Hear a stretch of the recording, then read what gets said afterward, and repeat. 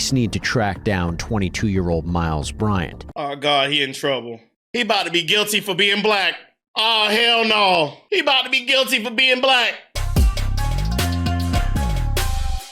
On July 26th of 2022, Susana Morales was walking home from a friend's house back to her mother's home where she lived, and she was just a couple hundred feet from her house. She had told her mom that she was going to one friend's house. I appreciate you, baby. Ultimately, she went to a different friend's house, which I think anyone that's been a teenager before or has a teenager, it's not unusual. But the hold on, chat. Did you see how she ate that chicken wing? She barely took any of the meat off the chicken wing. Before or as a teenager. Don't be cute. Hey, look. I know we talk about a murder, and I hope this it's a disappearance. I hope she's been found. But the way she eating the chicken wing is diabolical. I don't mean it like in a sexualized way. No, I don't. I just mean it in the more of, if you're going to eat a chicken wing, eat a chicken wing. That little piece of chicken wing, you're going to be there all day trying to eat one chicken wing.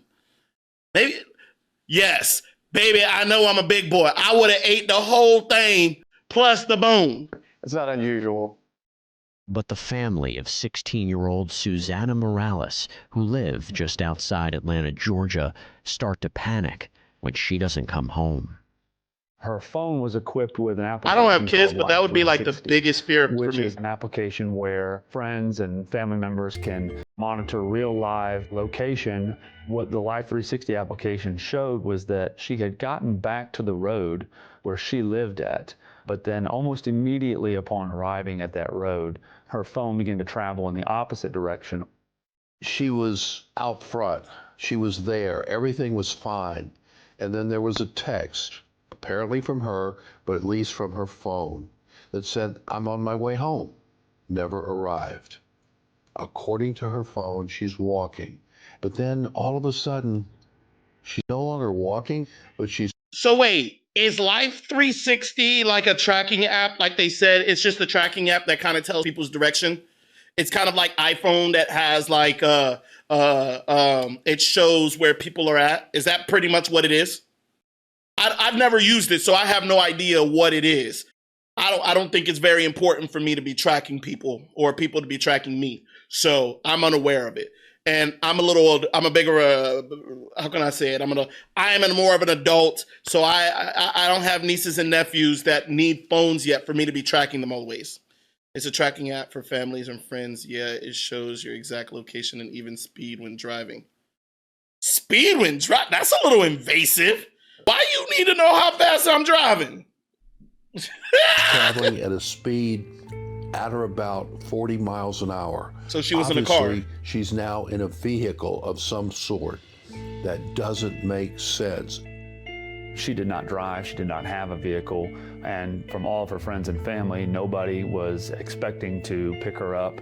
A search was conducted by her family that night.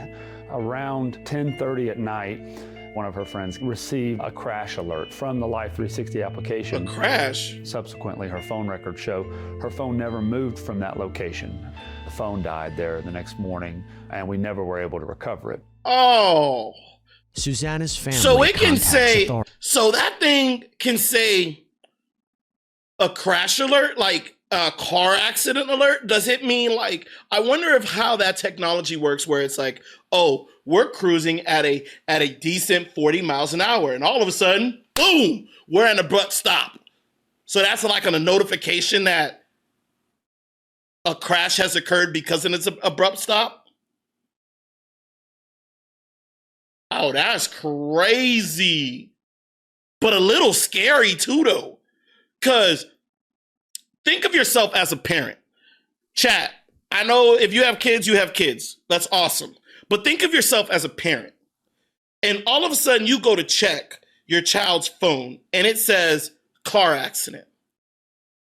But your child left their phone in somebody else's phone. In somebody else's car. Do you know how panicky you would be? Because you can't reach your child because your child don't have the phone, but the car that she was in was involved in a car accident. And I don't know, that'd be freaking, oh, that would be wild. To just be that parent just panicking when your child is perfectly fine. But vice versa, I could also understand, well, I don't know, would you rather be that parent that don't know your child has been in a car accident and they come and tell you later and you go join? Or would you be the parent who see they've been in a car accident, but you don't know if your child is all right and you're panicking the whole time? I'm not a parent, so I couldn't even fathom what situation I would want to be in. But chat, for me, if I had to really think about it in a non-parental way, I think I would rather not know and find out to get there than rather be pacing back and forth trying to reach my child because an app told me it was in a car accident. What would be your thoughts, chat? Parties. Over the coming days, it seems like police really didn't have many leads as to where she was. They had created a tip line for information related to returning her safely. Her family's hunt for answers leads them to a nearby community center where a key piece of evidence surfaces. It's literally 946. That is her. That's her. Sí, la sé. Wow. Entonces sí la levantaron de ahí, mami. Thank God. Oh my God. They found her on camera. One video camera that captured her as she was walking back to her home on Singleton Road. Showed her unharmed, walking. There were traffic cameras around Gwinnett County, but certainly not at every intersection. Without knowing what vehicle to look for, it's looking for a needle and a needle stack. Unfortunately, that's where the trail ends. A lone video of Susana walking by herself along the side of the road. On July 26th at approximately 6 p.m., we know that Susana Morales left her home and walked a short distance to the Sterling Glen apartment complex. And at about 10 o'clock, she began her trek back to her house. Susana was not seen or heard from again. Well, poof, she's not where she needs to be. So it's now thrown in my lap as law enforcement. What is it I need to do? Wait, why you gonna say it like that? I sometimes can't stand law enforcement with the way they word their certain things. Like, why would you turn around, boom, it was thrown in my lap, like you didn't want the shit to begin with? Listen to the wording that the thing that sucks is like he's having an interview. You could have worded that so much better than, oh, boom, it's thrown in my lap.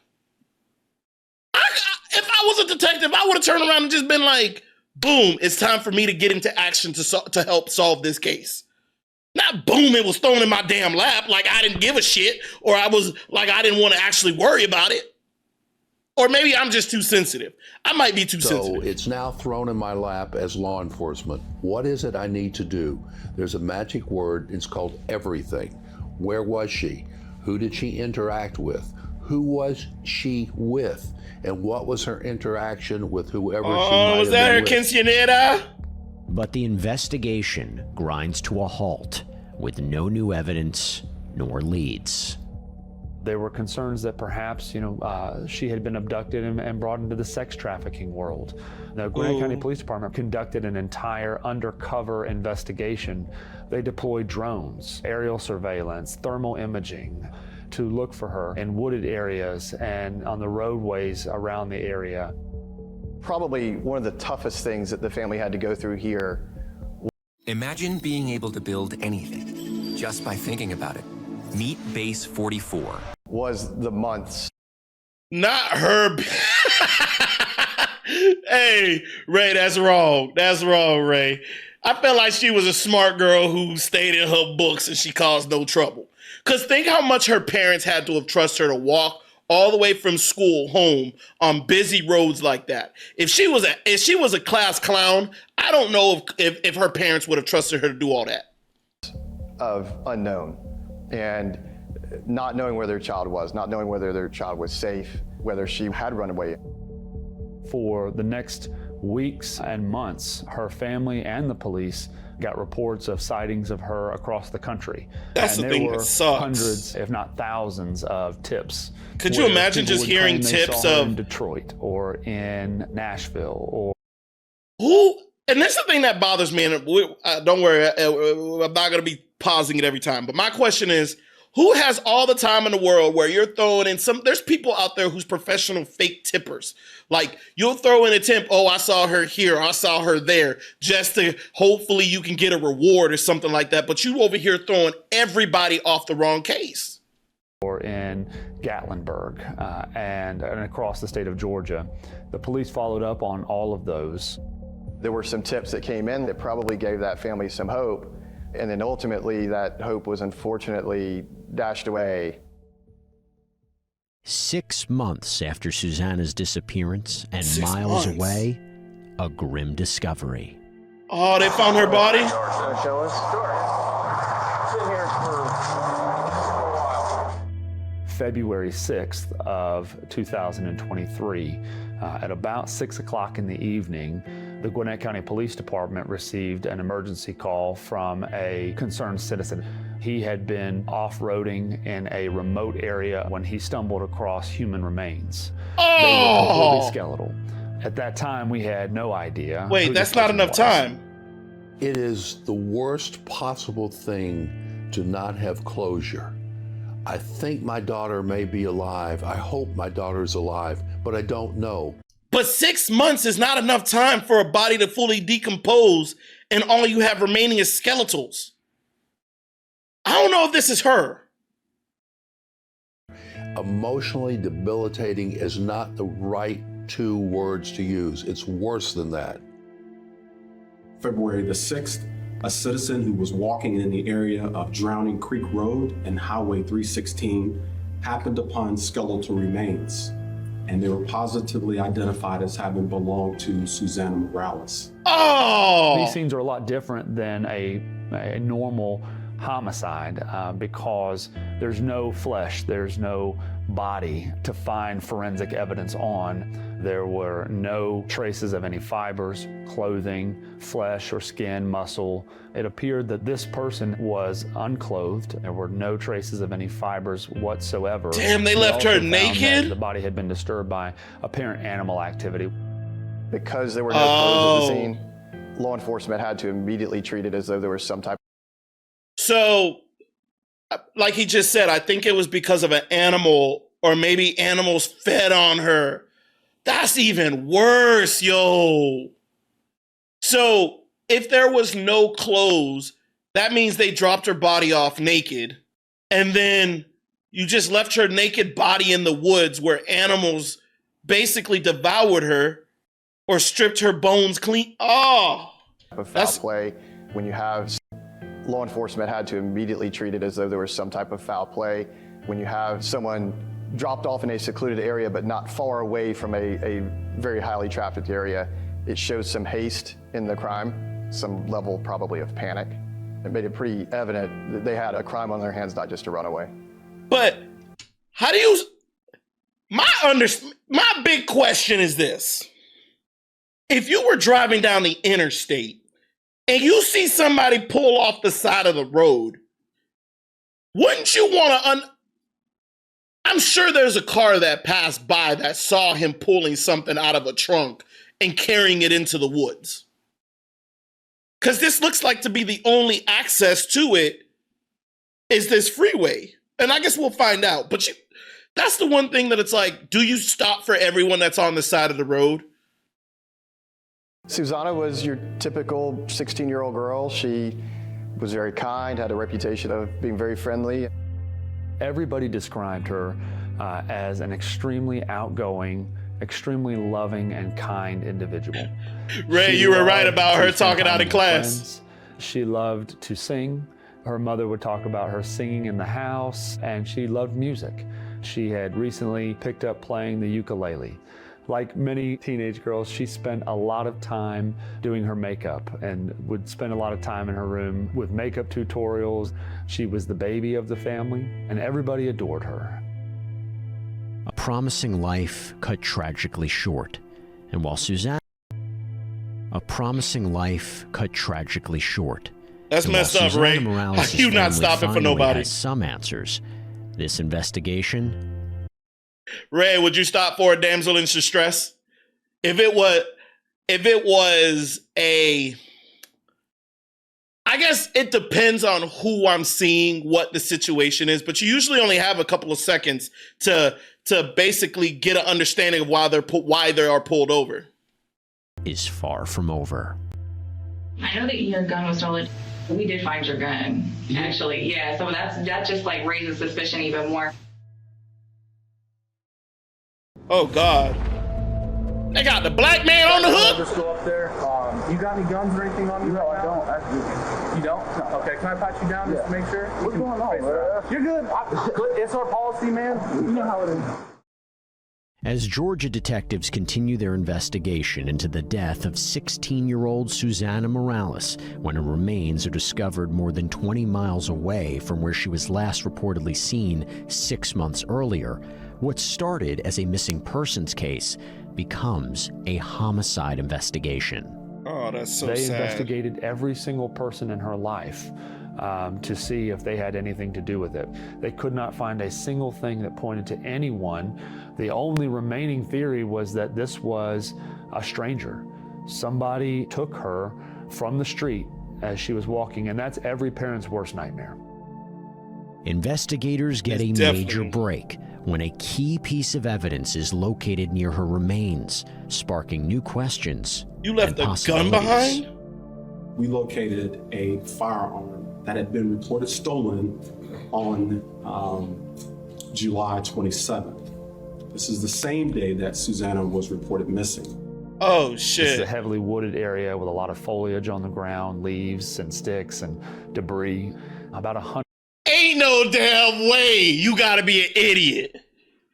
Ain't no way you gotta be an idiot to call in a stolen gun the day the girl go missing and your gun is found next to the dead body.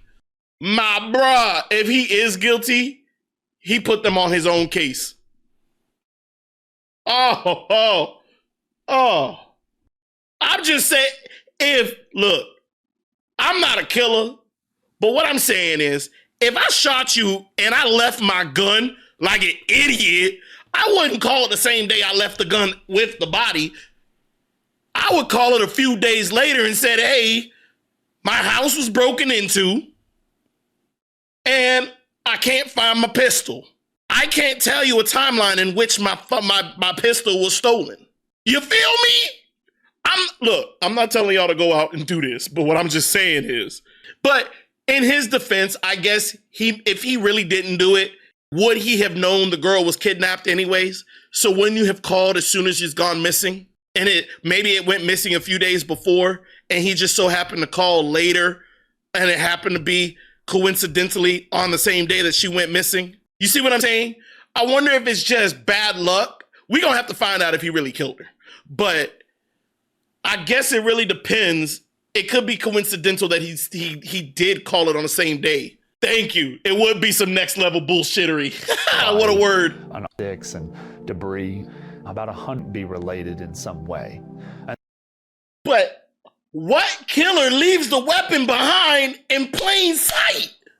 The only thing I can think of on what reason someone would leave a gun would be, hey, I shot you. I immediately felt remorse. I start puking or I start feeling extremely run. I'm like, how can I do this? And I just drop everything and run. That's the only thing I can imagine. But if you planned it, you wouldn't drop the pistol. So now the question begs, if the body was buried, and here's my other question. It took 6 months for them to find her body. That gun better have some rust on it. That gun would no.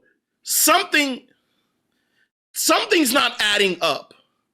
Because the way the picture was, chat, you can noticeably see the gun sticking out from the brushes. If it was 6 months, it would have been buried a lot more. Because pine trees, you seen them pine needles? It would have covered that entire gun a lot more. Because if she died in June and they didn't find her until 6 months later, which was January, You went through all of fall and it didn't, no brush or nothing covered that gun? Something's not adding up. Something's not adding up. That really was the very first significant lead that we had. And strangely enough, wait till you hear who reported the gun stolen. Yesterday, I don't know what time, man. I went running around here. I did a bunch of stuff yesterday. And I came back, I went to the store and everything. I had it at the store, and I came back, I can't find my wallet. And then this morning, I looked on my floorboard, and my Glock 19 holster is on the floorboard. The gun has been reported stolen. Who was the owner of the gun? Oh, it's Miles Bryant. Wait a minute. He is a sworn police officer. What? I think I left my, they ain't smashed the window or nothing. I left my door unlocked, so that's definitely missing. I get kids going to the pool all the time when it's closed. Oh yeah. That cut back there leads to like behind that little grocery store right there. Oh yeah, we've had people actually rob the grocery store and come run through here. Finding the gun immediately tied Mr. Bryant to the case, whether he was the one responsible or somebody took his gun. And that gave us a name very quickly, which was critical. Police need to track down 22-year-old Miles Bryant. They locate him at his apartment and immediately ask if he knows anything about he in Susana. Trouble. He about to be guilty for being black. Oh, hell no. He about to be guilty for being black.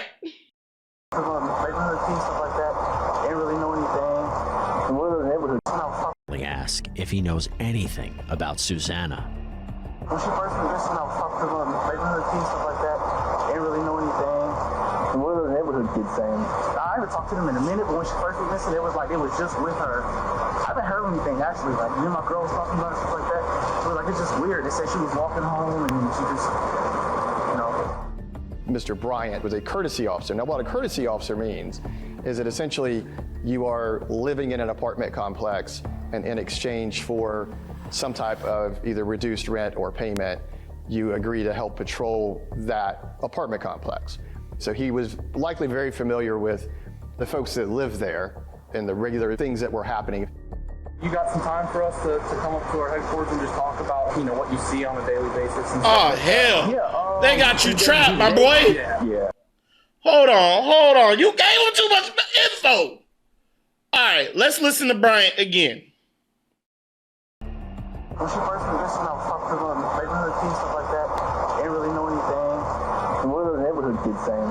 I haven't talked to them in a minute, but when she first went missing, it was like it was just with her. I haven't heard anything actually. Like me and my girl was talking about it, stuff like that. It was like it's just weird. They said she was walking home and. If you were guilty, you gave him too much damn information. Mr. Bryant. See, this is why you don't talk to police officers. But you want it? You look. I am not your idol. I am not the right person to be trying to follow. Look. If you want to question me, I have no problem. Even though I may be innocent, I ain't talking to no police about no goddamn missing girl and my missing gun without my lawyer. Look, that's what I paid the motherfucker for. Because hey, look, I may not be detained, I may not be arrested, but you might twist my words and you might hold that against me. I'm just saying. I'm not a skeptic, but I'm a skeptic. Courtesy officer. Now, what a courtesy officer means is that essentially you are living in an apartment complex, and in exchange for some type of either reduced rent or payment, you agree to help patrol that apartment complex. So he was likely very familiar with the folks that live there and the regular things that were happening. You got some time for us to come up to our headquarters and just talk about, you know, what you see on a daily basis, stuff like that? Yeah, can it be today? Yeah. Now? We're literally talking to everyone here, so we're just trying to document we got no. But why you gotta take me to the station? With you're in the know with everything, with going on in the complex and everything, maybe put some pieces together. They take Bryant into the station, and before if you was Jeffrey Dahmer, it'd be a boy. A few investigators start asking questions. Oh my gosh, this one's sad. It's terrible. What department you work for? Cedar Dorville Police Department. That's right. Okay. You're just a courtesy officer. How long you been living here? Maybe a year. Mr. Bryant was an active duty police officer with the Doraville Police Department. I told your ass! I told you don't talk to the police! Now they got you in an interrogation room and now they drilling his ass. Look, I don't care what the police say. If you not guilty, then you talk to me. I understand these tactics. I ain't no idiot. I am innocent. But you ain't gonna twist up my words, and I'm not coming down to the station willingly so you can put me in an interrogation process, which I don't understand mentally because I'm half retarded, and then now all of a sudden I'm on trial for a murder I didn't even commit. Oh, no. My retarded ass is getting a lawyer. That's all I'm saying. My retarded ass getting a lawyer. Police officer with the Doraville Police Department, just one county over from Gwinnett County, where Susana lived. We also learned that Mr. Bryant lived at the apartment complex that Susana went missing from. The Sterling Glen Apartments. I know you're the courtesy officer for the leasing office and all that. Anyone come up to you, approach you? Did you get contacted by the... Oh, it just got damning. Oh, hell no. He lived at the apartment that she went missing from? Oh, no, brother. They're going to try to pin you on it. They're going to try to pin it on you, bro. They're going to try to pin it on you. With this incident? Yeah, like I live with this missing girl. Not at all. I'm seeing it on the news. I hear about it on the news, people talking about it, stuff like that. She was a frequent visitor there. She walked from the Sterling Glen Apartments back. Hold on. Yeah, like I live with this missing girl for the leasing office and all that. Anyone come up to you, approach you? Did you get contacted by the police? Like, I don't, this has been... With this incident? Yeah, like I live with this missing girl. Not at all. How do you not understand you're in the middle of an interrogation right now? This is no longer a conversation. This is literally a full-blown interrogation. This is a nightmare. This is an absolute nightmare for a black man. And I don't mean to make it a race thing. But come on, man. Come on, man. You can't be this naive. See it on the news. I hear about it on the news, people talking about it, stuff like that. She was a frequent visitor there. She walked from the Sterling Glen Apartments back to her home, which was a very short trip, maybe about half a mile or so, which was a common thing for her. You said earlier that like some of the neighborhood kids or like the other teenagers like talk to you about it. They always at the pool. I remember that day, man. It was like, hey, you heard about that missing girl? But nothing referenced the incident. Do you remember anything, like any context of what they were saying about how she went missing? Or like, did they have any speculation? No, they didn't have any of that. They did like a walk and look for her. I remember that. They did what they said they was looking for her and they didn't see anything. Do you know when she went missing? I know it was July sometime. Okay, I don't know exact dates. So I'm a little nervous. The detectives are a little nervous. That's the worst thing you can say. Oh my God. Oh my God. To tell them that you were nervous just put the guilt on you. Why are you nervous? Did you do something wrong? Why are you nervous? Bruh, you literally, bruh. I hope he's not the man because you just handed him the whole freaking case. Officer, about anybody in that community, anyone else that maybe they should be paying attention to for this disappearance. Was there anyone else there that they should be targeting? Are there any like suspicious people that are commonly going through? Because I know we got a couple of apartment complexes that have like the same homeless dude walk around, hang around. You got anybody weird like that? Yeah. So I don't know if he's been there. I haven't seen him, but it's a couple. Him and his girlfriend used to live on the property, but he's a gangbanger. He caused a lot of issues on the property, like drug deals, just on private property. Apparently, I think he's Crip. He pivoting now? He putting it on the blame? Oh, God, I don't know his name. He kind of went through and gave a few kind of broad-based, well, there's people that walk through the community, there's some rough people, there's traffic. Look how they already talking about the interview like, he must be it based off of the way they're speaking of it. But the way he's speaking, he kind of gave us it's already like he was the guilty party. Listen to how the tense in which they're using their words in the description of how things went. I don't know. Here, but not people that walk through the community. He kind of went through and gave a few kind of broad-based. Well, there's people that walk through the community. There's some rough people. There's traffic that comes in and out of here, but not really any direct specifics. That area of Norcross, there are gangs present. There are places nearby in that apartment complex that have lots of reports of crime and vehicle break-ins. But you would know that if you're the community police officer, though. Between that person and Susana, he was just throwing anything he could at the wall to see what would stick. There's a lot of foot traffic at night. They probably use it as a cut through, right? Isn't that like a side gate? Yes.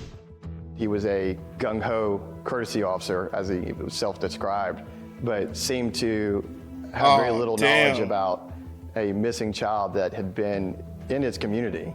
The first red flags for these detectives that were going to interview him was, see what I mean? He knows more than he's telling us already. See? This is why With you get a limited lawyer. Clues, investigators pursue any possible leads, but the case soon narrows with a potential suspect in their sights and in their interrogation room.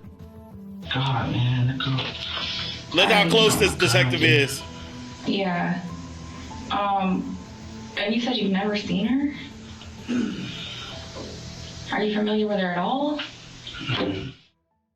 Oh, please don't tell me they're about to pull up pictures. I think he threw the book at himself. It sounds like, a perk, like, hey, well, like suspect vibes right now. Why? Like the way y'all talking. We're just talking. I know. See? Now he realized it. Now he realized it. He's like, y'all talking to me like I'm a perp. Well, you done put yourself in the seat, my boy. You put yourself in the seat without an attorney. This is why they tell you do not talk. Yes, they didn't read you your Miranda rights because technically you're not being detained. As soon as they started getting in them personal questions, are you holding me? Do y'all need me? Because we going down a path that look, I'm going to have to go ahead and get my lawyer involved because what you telling me right now, me no speak English. Look. Georgia law enforcement. The way y'all talking. We're just talking. I know. We ain't talking no more. As Georgia law enforcement investigate the possible kidnapping and murder of teenager Susana Morales, local police officer Miles Bryan finds himself in an interrogation room, and that's when detectives drop a bombshell. I actually saw the next day, like someone broke into your car. Yeah. We're thinking it's probably going to be related because it was kind of the same night. Like the person who probably did that to you may know something. I looked everywhere. I looked in the house. My girlfriend was making jokes nonstop. Like somebody took their gun. Somebody took their gun. Do you know if it was located or anything yet? No, I haven't heard anything. I haven't run it yet. I want to check that really quick. Oh, hell. They lying to him right now. We watch the news, and a lot of times we go, man, why aren't the police telling us more? This is an example of why. See what I mean? Look, maybe I'm having the days wrong, but if her body was found 6 months later, does that look like 6 months worth of pine needles in a dense forest? Let's be real. Does that look like a lot of pine needles in a dense forest? It doesn't. I get more than that in a week because I gotta rake that shit in my backyard. Something's not adding up, Lucy. There's certain elements to a crime that they don't want to be public so that when they have the opportunity, because times we go, man, why aren't the police telling us more? This is an example of why. Because there's certain elements to a crime that they don't want to be public so that when they have the opportunity to interrogate or interview someone about it, they're going to be able to go in with information that the suspect doesn't know that they know. And his gun was a key component to this. They didn't let him know that they had it. We did find your gun, actually. Yeah, so that just like raises suspicion even more. Not with you, but like I think it's the same person. You watch the news, you know we found Savannah, but there was actually a gun found out there too. For real? Yeah, and it's the same serial. Look how he acted. Verified it. It's crazy. I know. Oh, you That was guilty. probably one of the first moments. The way he said, hey, look, y'all done been around a lot of people. When they go for real, that's crazy. See, you told your tale. There too. For real? Yeah, and it's the same serial number. He just verified it. Oh, hell. I know. I think that was probably one of the first moments for him to realize they know a lot more than I know they know. Oh, hell. Detectives focus on Bryant, pressing him about the night of July 26, 2022. I need you to think really hard though with me. I'm dependent on you right now. Wait, did they say July 26th? Then I know they know. Detectives focus on Bryant, pressing him about the night of July 26, 2022. But I thought she went missing on July 22nd. So why are they focusing on July 26th? I need you to think really hard though with me. I'm dependent on you right now. Look, and look at the date they're interrogating him. February 13, 2023. Oh, something's odd. Something's afoot. The police officer helped us solve the Susana Morales case. Think of anybody that was out there that night, because I know you were out there patrolling that night. Think of anything. That's all I can really think of. Me and my girlfriend was actually arguing that night. Mm-hmm. So I was driving around. What were y'all arguing about?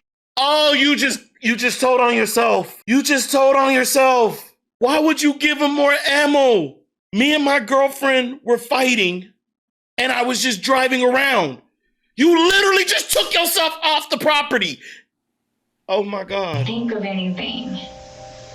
That's all I can really think of. Me and my girlfriend was actually arguing that night. Mm-hmm. So I think I just driving around. What were y'all arguing about? I got caught up with my side. Oh my God! You build a rapport with him, and you've become essentially kind of like a colleague buddy. That's your baseline of his behavior. Oh my God, you got caught, bro. The detective would then start to try to determine when he breaks that comfort level. You fucked yourself up. Were you off that night? I don't know. Whatever day that I was arguing with my girlfriend, stuff like that, I wasn't working. When you just ride around, is it common for you to leave Norcross? I mean, I would think you would just drive around. Yeah, I live right around. Mm-hmm. I go to I go to Atlanta. Oh my God! A little bit that night. Yeah, before that, man, I was with my girlfriend actually. Mm-hmm. You backpedaling now? I don't know what night it is. If this night in particular. It's the night before you made the report with us. That should be memorable. Yeah, I was just trying to think about it. God, I remember that part. She tried to chase me. My girlfriend tried to chase me with her car. Like the Jerry Springer episode. I don't know if this will help, but she chased me into an apartment complex. There were several times where questions were asked that he failed to give an answer. They wanted to get his story out there, and they're going to ask the same question multiple times. Oh God. Maybe he's just that stupid. Chat, maybe he's just that stupid and he's actually innocent. Maybe he is just that dumb and he's innocent. I don't know. But you giving some damning evidence right now. Were asked that he failed to give an answer. They wanted to get his story out there, and they're going to ask the same question multiple times in different ways just to see if they're going to get a different answer. Susana didn't live in your complex, but do you know kind of where she lived? From what I've seen, she lived nearby. Like where? I have no clue. They said she was walking home. And oh, he slipped! Did he just slip? Chat, did he just slip by saying she said? Chat, did he just mess up by saying she said? Kind of where she lived? From what I've seen, she lived nearby. Like where? I have no clue. They said she was walking home. They said she was nearby. So I guess it'd be in the area. I don't think she lived in that apartment complex though. But I remember driving around that night, getting chased by my girlfriend. She blocking my car and almost hitting her car. This was after y'all went out somewhere? No, this is. Bruh. Wow. You talking way too damn much. Patrols on video or something like that. Yeah. They had a lot of information that he was not aware that they had. You notice they were on their phones a lot while they were in the room. That's likely because they were texting with detectives who were outside of the room watching the video and were feeding them information. As he begins to answer the questions, and they're not answered the way they should be, there's a difference. There's a little change here, a little change there. So piece by piece. Ladies and gentlemen, this brings me to my next point. Don't talk to the police without an attorney. I don't care if I don't care if you feel some type of way. I don't care if you think I did something. Unless I am under arrest, let me go. Until you have enough evidence to put me in, we ain't talking about nothing. I ain't got nothing to tell you. And you know what? Come see me when you got something on me. And when you do, make sure my attorney is with me. Because you ain't talking to me alone. That right there, you ain't talking to me alone. A little change there. So piece by piece, in a very casual way, they try to come to a conclusion. And they also have to give credit to the fact it's been 6 months. So if possibly he's not the person who murdered her, then maybe his memory, like all of our memories, is not perfect. Did you ever go out there do you know where she was found? 316 somewhere. Yeah, do you ever go in the woods and stuff out there? In the woods, no. Is there any reason why you would have dropped it out there, maybe? No. Do y'all do any training out there or anything? Not over there, at least. Okay. So, I'm just curious. That's so crazy. That was crazy, yeah. Detective Carter then chose to obtain phone records for Mr. Bryant. Oh, just no. to exclude him as a suspect and prove that he had nothing to do with... Chat. If they went and got the phone records, please don't tell me this mother sucker was texting a 16-year-old. Chat. Please don't tell me he that dumb. And was it the side piece his girlfriend found him with? Was that the side piece that his girlfriend found him with? And my question is, could it be the night his girlfriend found out about the side piece was the night that Susana was walking home from the apartment complex home?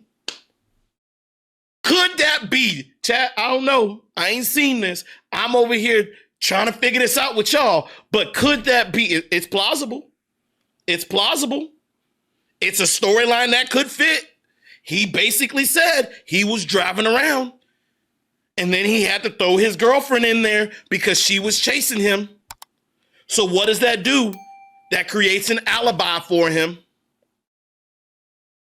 That creates the alibi for him. I wasn't alone because my girlfriend was with me. So if I add my girlfriend to the equation, there's no longer that reason for you to believe I was out driving alone. And here is the other thing that I already he's guilty. He is guilty. Here is why I know he's going to be guilty. When they first started the interrogation, chat, remember he said he knew not much about the case. He only knew about some of the kids at the pool who said this girl went missing. She just asked him, do you know where they found her body? He said 316. If you don't know anything about this case, how the hell you know where the hell they found her body? Come on, let's be serious. They literally just asked him, do you know where the body was found? Yes, 316. Okay. Do you do any training or why would you go into the woods for any reason? Oh, no, nothing. But how you know where the hell 316 at? Come on. We ain't... Susana's disappearance and for Mr. Bryant. Just to... Yeah, it's been around, Rudra. It's been a while, Rudra. And prove that he had nothing to do with Susana's disappearance. He had two phones. He had a phone issued by the city of Doraville that was for work, and he also had a personal phone. Those phone records are able to help the police triangulate to a degree where somebody's phone is located at any given time. Detective Carter then started to analyze that data, figure out where Mr. Bryant's phone was at the night of July 26th and into the morning hours of July 27th. And what they found was fairly shocking. Oh, he was in the area. You didn't go over where her body was found that night, right? To like in the woods or anything? Mm-hmm. Okay. All right. Your cell phone records say so. Off 316. No. Wait. Hold on. In the woods or anything? Mm-hmm. Okay. All right. I don't know where her body was found.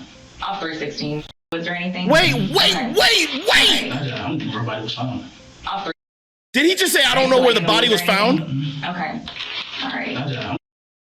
I don't even know where the body was found. Did you just see? Hang on. We got to go back, chat. We got to go back. There's something up. There's something afoot. We got to go back, chat.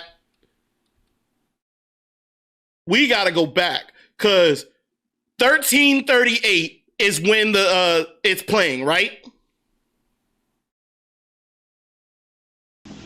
Did you ever go out there? Like See, possibly look. he's not the person who murdered her, then maybe his You're memory, guilty. like all of our memories, is not perfect. Did you ever go out there do you know where she was found? 316 somewhere. See? 316 somewhere. Do you know where she was found? 316 somewhere. Look at the timestamp. February 13, 2023 at 1:29 p.m. 1:29 p.m., right? We gonna fast forward. Fairly shocking. Not even a whole minute. Here we go. Go over where her body. Look at the time. It's 1:38 now. It's only been about 10 minutes. It was found that night, right? Shocking. You didn't go over where her body was found that night, right? To like in the woods or anything? Okay. All right. I don't even know where the body was found. Bruh. I thought people with glasses were supposed to be smart. Bruh.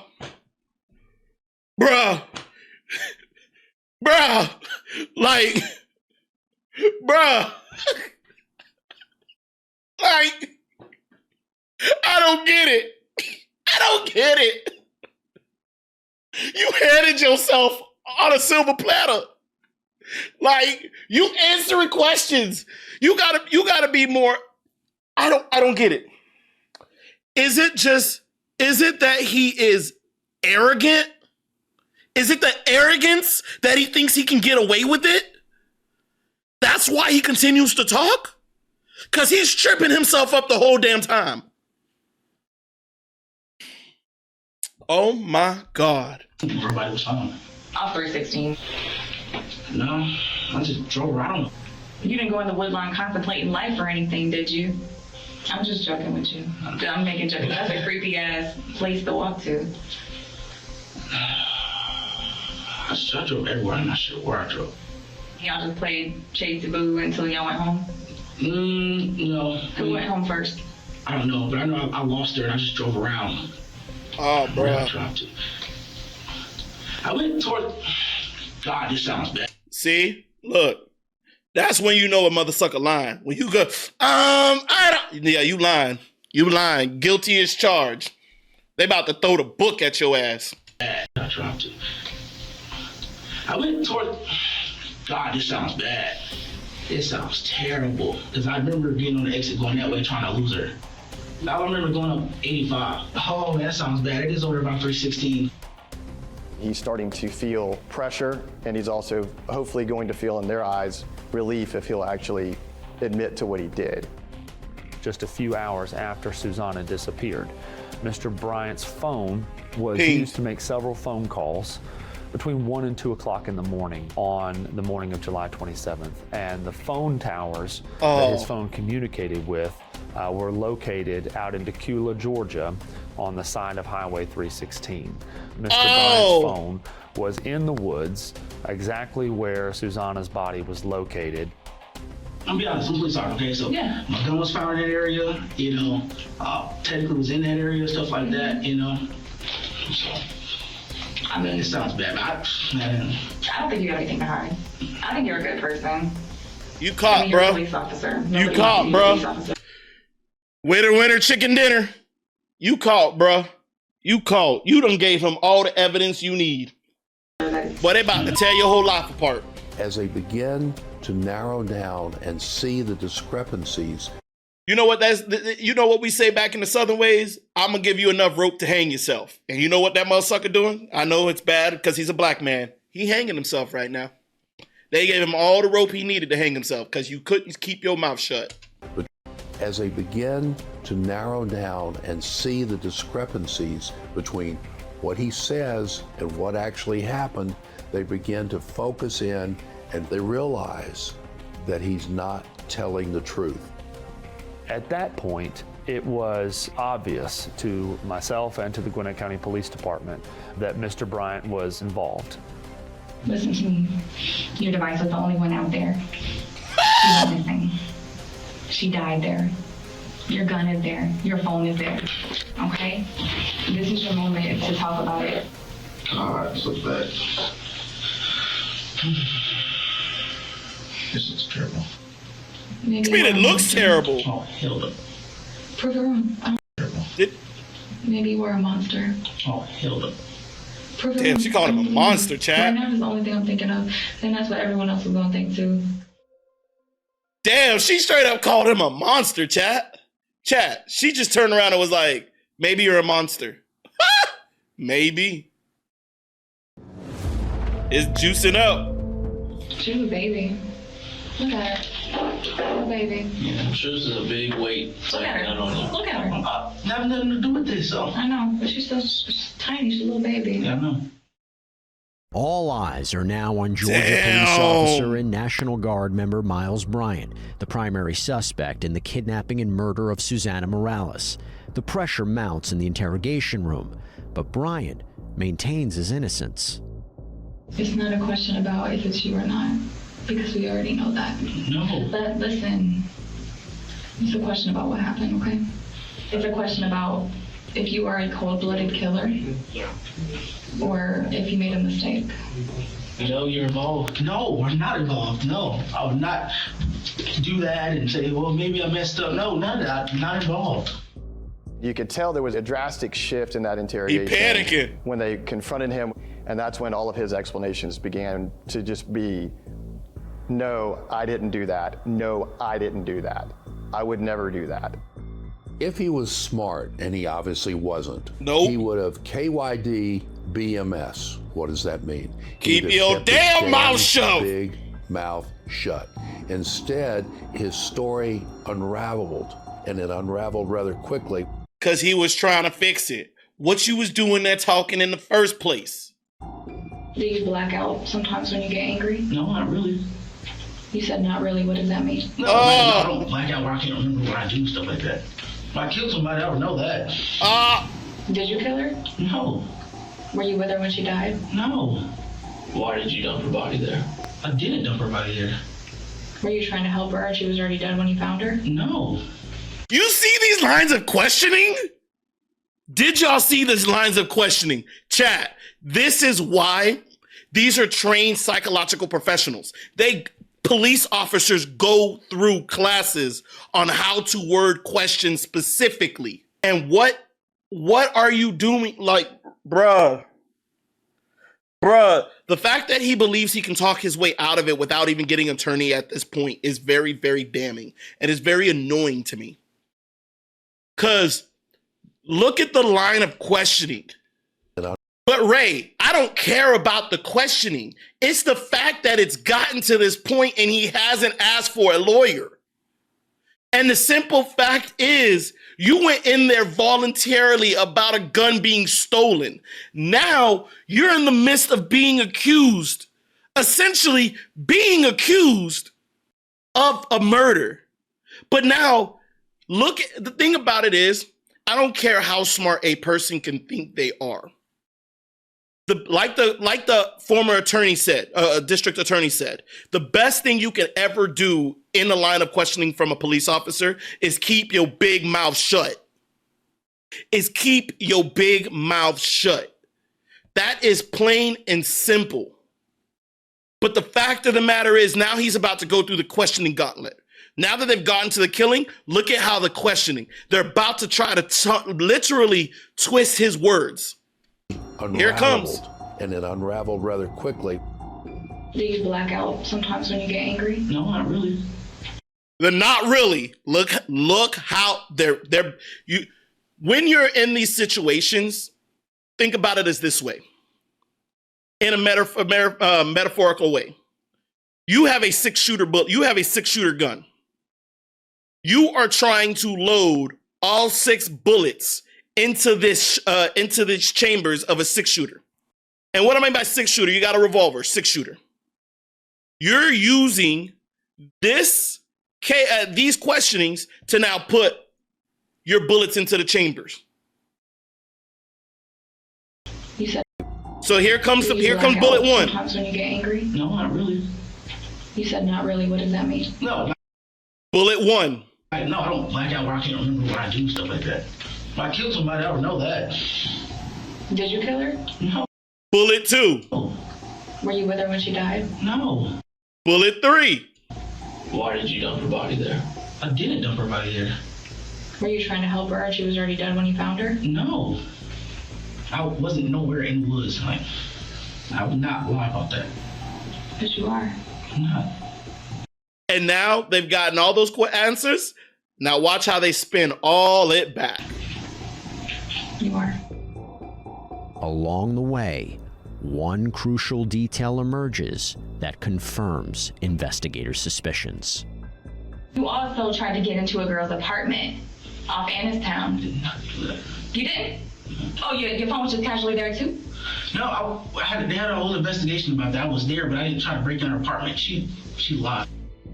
Mr. Bryant, for years, dating back to 2018 that we were able to document, began preying upon women. In high school, he started burglarizing homes belonging to classmates of his. This escalated even after Susana's murder, with him trying to break into a young woman's apartment. He would just show. Oh my God. This dude is a psychopath. Up at her apartment, knocking on the doors, attempting to break in. We had him on video trying to break open her door while he was wearing his National Guard fatigues. Why was you hiding your head? It was raining. Oh, it was raining because you didn't want anyone to see your hat because it has your name on the back of your head. She knows that. Oh my God. She didn't want you there. She didn't ever tell me that. You're just the victim in all this. You're just casually being Oh, he about to get cooked. all these like victim situations where you're just casually in the wrong place at the wrong time. They uncovered things on his phone where he had been sending some inappropriate things from other females' phones to himself. He had an instance of a breaking and entering. He had taken some women's undergarments. He certainly had a history that would raise some red flags. Investigators have enough to charge Miles Bryant with concealing the death of another and false report of a crime for allegedly lying about the theft of his firearm found near Susana's remains. But how did they come to the conclusion that he lied about the theft of it? But they haven't found. He's allegedly lying about the theft of his firearm found near Susana's remains. He's arrested and held without bond. But now, the real work begins as prosecutors seek a murder charge. They can go back and see how he became emboldened piece by piece, step by step, doing all of the things that he should not have been doing, but they're important because they're building blocks to where he ended up. Through interviews, cell phone records, and circumstantial evidence, Miles Bryant's charges are upgraded to include kidnapping, malice murder, felony murder, and criminal attempt to commit rape for the abduction and criminal attempt to what? Wait.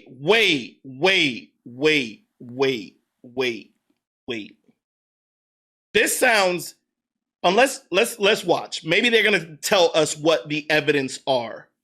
Cause this is starting to sound more and more like overcharging to see what sticks. Instead of putting on charges, they got evidence for. Death of Susana Morales. Criminal attempt to commit rape for the abduction and death of Susana Morales. To believe that a police officer would kidnap and murder somebody they did not know for sexual gratification stretches the bounds of belief. To some extent. We had a big obligation to put together a case that a jury would believe. That was a stretch. And understand. But you see, this is why you don't talk. Listen to that cop. We had to create a narrative so that the jury can believe that he also murdered this woman. even though the only evidence showing it is a gun in the woods and cell phone towers. That cell phone, and that any good defense attorney can throw that out. Can literally throw that out. And see who Miles, a jury, we had a big obligation to put together a case that a jury would believe and understand and see who Miles Bryant really was. Not the awards and the uniforms and the military service and the police badge, but who he was underneath. Here's a question. Without any direct evidence tying Miles Bryant to Susana's murder, is there enough to convince a jury beyond a reasonable doubt? No! The anguish and the sadness and the that the mother posed, I have a daughter the same age, and it really touched me that I felt that it was my duty to try to find her. Hey, you saw how we did that? We plugged in Miles Bryant's name into Truthfinder, and look at all that information that popped, where they were one of the largest to eliminate area 2. Now just go to Truth. So chat, before we get into the last 10 minutes, do you think Miles Bryant is guilty? Do you feel that the police got enough evidence or found evidence later linking him to knowing Susana? The defendant doesn't get to escape justice because he's good at committing a crime. Because he's good at covering his tracks. Maybe, could have, grave suspicion is not beyond a reasonable doubt. With a suspect behind bars, prosecutors and defense attorneys build their cases. And on June 5th, 2024, almost 2 years after the kidnapping and killing of 16-year-old Susana Morales, Miles Bryant, the accused murderer, goes on trial. He was supposed to serve and protect. He is one of the people that we should trust to enforce the law. Somebody we should hold to a higher standard. But he didn't do any of those things. Instead, he abused the law. And he used his badge and he used his position to satisfy his own sexual desires. When the police had the theory they needed, they had the... And that's my problem. It's not a theory. It's a hypothesis because they don't have evidence to make it a theory. Daryl, you're a former assistant state attorney. Ladies and gentlemen, what is a hypothesis? Let's Google it. We're going to use Weber. A hypothesis, a specific, testable, and tentative explanation or prediction of an observation, right? What is a theory? A theory is a system or idea intended to explain something, especially one based on general principles independent of the thing to be explained. So, in other words, it is a well-supported, systematic explanation of why or how something happens, built on many tested ideas, facts, observations, not just a guess, but a framework for understanding. So, where are the facts? I digress. There were no facts. There were a lot of hypotheses based off ideas. But there were, besides the two, the fact that his gun was there and the fact that his cell phone tower, I don't think is enough to find a guilty charge. Defendant, and the police had the theory they needed. They had the defendant they knew had committed the crime. They had to be able to prove it. We spent months and months preparing to put together a cohesive trial that would tell how. This is why I don't like our justice system.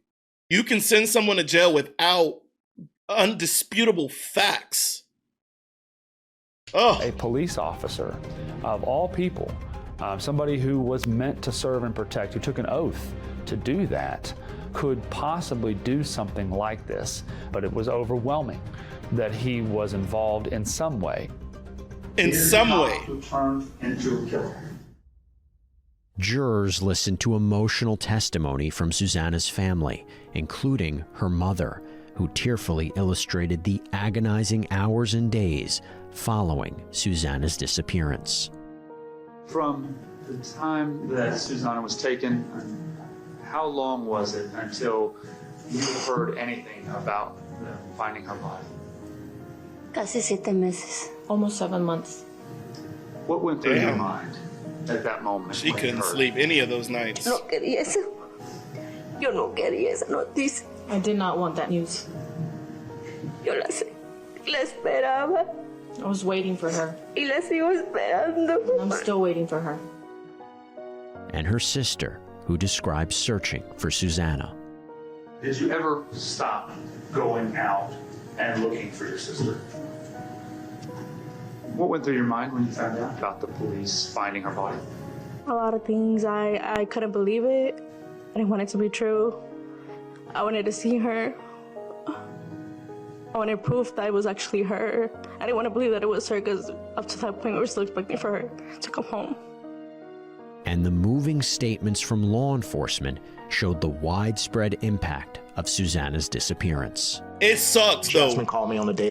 It absolutely sucks. It sucks that that young girl lost her life. It absolutely sucks. Daily basis, Impact of Susana's disappearance. Jasmine called me on a daily basis. I wanted her to call me at any time. It was 2 o'clock in the morning. It didn't matter. I actually neglected my family because I made sure that I went hunting for her. And it meant a lot to me. So I would even do it on my own time because every time I see my daughter, the first thing I thought of was Susana. So it was driving me to find her because I mentally was telling myself that we are going to find her. I made sure that I told Jasmine that I will give my all. Detective Kashler was communicating with me while I was at the other scene and telling me that they believed it was going to be a Hispanic teenage girl. It all lined up. I really was hoping it wasn't her. Have you ever heard of any case involving the police department where a teenager's naked body was found in the woods and it was not a homicide? No, I have not. One big question on everyone's mind is whether or not Bryant and Susana had ever crossed paths before. At the time that Susana was missing, when Missing was killed, y'all had been friends for about 5 years? Yes, sir. When was the last time that you saw Susana in person before she was taken? Maybe 2 days prior. Had you ever met Miles Bryant, the detective? I didn't know who he was at the time, but I have met him before. I would see him around the apartments every once in a while. Did you ever have any kind of conversation? Yes. Tell us about that. There was an instance where me and Susana were walking in the Sterling Glen apartments. Oh, shit. He had stopped in a black truck asking us if we needed a ride. We just kinda laughed it off and didn't talk about it. When Mr. Bryant was interviewed, he steadfastly denied ever having seen her, not just met her or talked to her or had any interaction with her. He denied ever even laying eyes on her ever before. And having people testify that that was an outright. Yeah, that's a tough one. Because how many times have we met individuals in our life and we don't fully remember that we met that person or even spoke to that person because it was such a short interaction? But if he guilty, let that mother sucker burn. Lie was very significant. Still to today, we have never uncovered a single piece of evidence that Mr. Bryant and Susana ever spoke. They never texted. They were not friends on social media. Absolutely zero trace of any connection between the two of them. With the prosecution having laid out their case, the defense now takes center stage. You don't have to like my client. And in fact, at the conclusion of this trial, you're going to think that he is the most callous, uncaring coward that you have ever seen. However, he is not guilty. What you have from the state is speculation. We found this, and we don't really know, but this is what we think happened. So let's just make him look really, really bad, and maybe you'll hate him enough that you will convict. And they make some major admissions. Oh, gosh. The only things we know for certain, she was in the truck. Now, we do know that he lied in his statement. Wait, he said she was in the truck? We know that we know for certain. Make some major admissions. The only things we know for certain, she was in the truck. She was in the, when was she in the truck? Wait, when was she in the truck, chat? His defense attorney just said one thing we can make for certain is that she was in the truck. Now we do know. Or did she say she wasn't in the truck? And they make some major admissions. The only things we know for certain, she was in the truck. Now we do know that he lied in his statement. He said he wasn't in the woods. We do know that Miles left her in the woods. We don't know if she was unconscious at that time. Wait! Or where the truck. Now we do know that he lied in his statement. He said he wasn't in the woods. We do know that Miles left her in the woods. Is this the allegation of the prosecutors, or is this his defense attorney confirming that that's what had been done? We don't know if she was unconscious at that time or if she was dead. We don't know that he did anything to her to cause that. They had mentioned during opening that they were likely going to call the defendant to testify on his own behalf. They later changed their minds on doing that.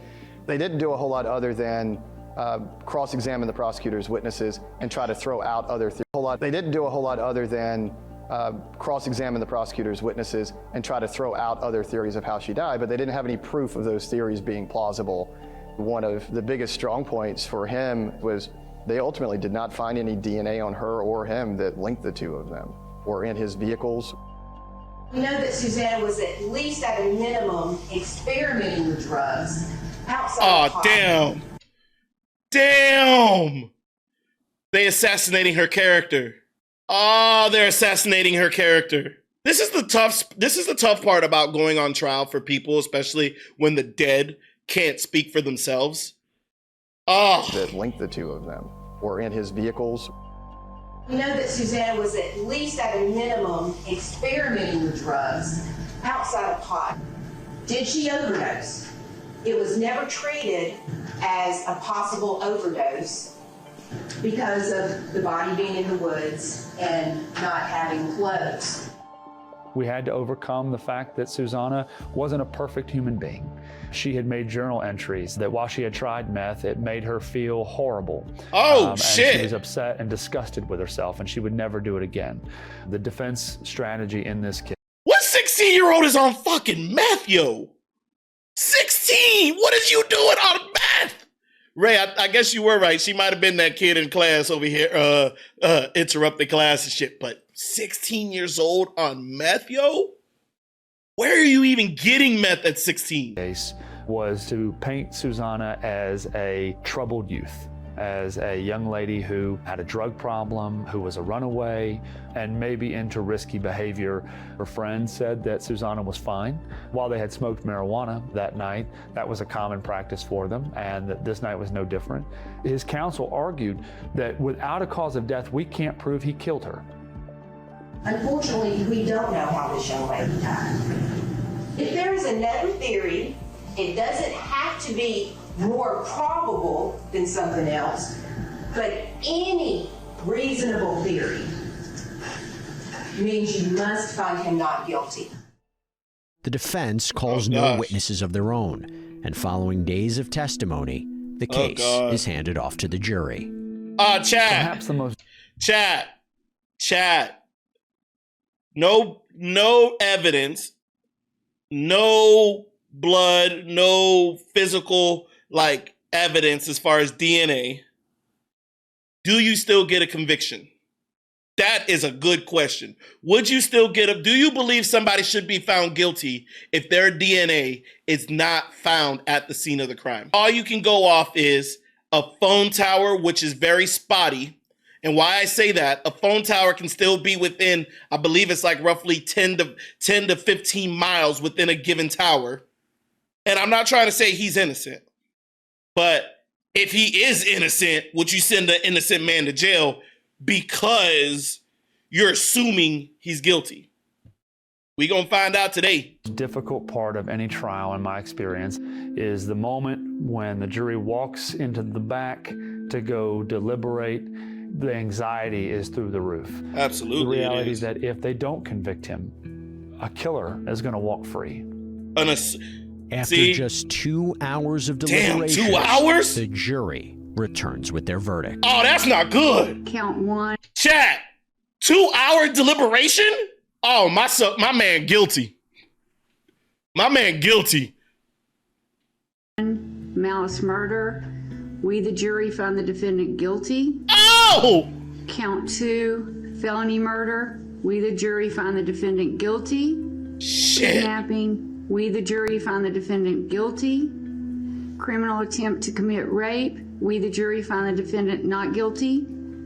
False report of a crime. We, the jury, find the defendant guilty. Damn. Miles Bryant is found guilty of the kidnapping and murder of Susana Morales. He's sentenced to life in prison without the possibility of parole. Shit. I knew at that moment that we got him, that we had done our job. No one's above the law, and he got what he deserved.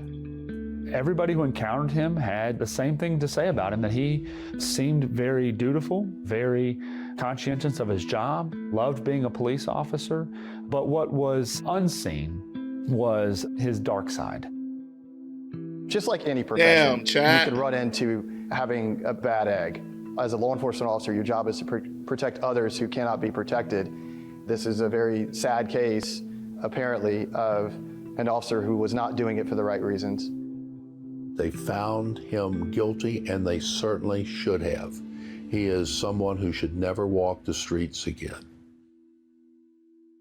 But that's not the end of the story. No, you see, Susana Morales' family has filed a lawsuit against the Sterling Glen Apartments, arguing they should have known about Miles Bryant's past and therefore not hired him as a courtesy officer. In other words, this may never have happened. So their battle for justice for Susana is far from over. That's all we have for you here on this episode of Prime Crime. Everybody, thank you so much for joining us. I'm Jesse Weber, and as always, stay safe. Let's talk about this real quick. My thing is this. They couldn't connect. I'm glad the family of Morales, of the Morales family, got justice. But I have a bone to sort of pick. This is what's wrong with our justice system. Yes, we're judged by a jury of our peers. Yes, the evidence is damning. But you have two key pieces of evidence that I would say links him to at least the area. But those two pieces of evidence is very circumstantial. And to come back after 2 hours of deliberation and to find him guilty, that's tough. Because I look at it this way. If I was in that jury room, I couldn't 100%, unless they didn't put the whole case in this. I couldn't 100% find him guilty. Yes, I know the young lady lost her life. But unless there is a way to tie Bryant to Morales, that tells me they knew each other, or they even had roughly a conversation outside of what her friend said, that he tried to get us into the pickup truck. What other evidence do you have linking him to her? And why I ask that? Let's think about her best friend. Her best friend was killed. Conversation could have happened. Man in a black truck stops and asks. The context of the conversation matters. Am I saying he's guilty? He may be very guilty. The prosecution didn't put it in there. They didn't, to me, gave a reasonable doubt, without a shadow of a doubt, that he was guilty. For her friend to say, yes, a man in a black pickup truck, him, stopped and said, hey, do you want to hop in the truck? We can only speculate. It's hard to believe a man is going to just pull up to two teenage girls and say, hey, would you like to hop up in my truck? There were no exact words. What were the exact words said? There was no, oh, what is the current situation in which he asked? And I'm not trying to build a defense for him. I'm not. But how could that conversation have gone differently is what I'm asking. That conversation could have gone differently in many of ways. For example, hey, this area isn't safe. You shouldn't be out here that late.